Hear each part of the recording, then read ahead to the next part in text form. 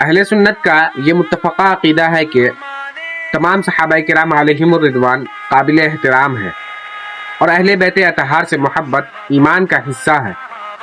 حضرت امیر معاویہ رضی اللہ تعالیٰ عنہ صحابی رسول تھے اور اہل بیت اطہار سے محبت اور ان کا احترام کیا کرتے تھے، کیونکہ وہ رسول کریم صلی اللہ تعالیٰ علیہ وسلم کے قریبی رشتہ دار تھے۔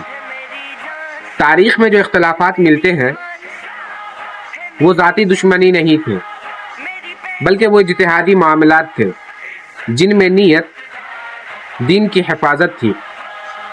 اہل سنت کا یہی راستہ ہے کہ صحابہ کرام علیہم الرضوان کی نہ توہین کی جائے اور نہ اہل بیت کے مقام کو گھٹایا جائے۔ ہم سب پر لازم ہے کہ صحابہ کرام علیہم الرضوان اور اہل بیت اطہار سے دونوں سے محبت رکھیں۔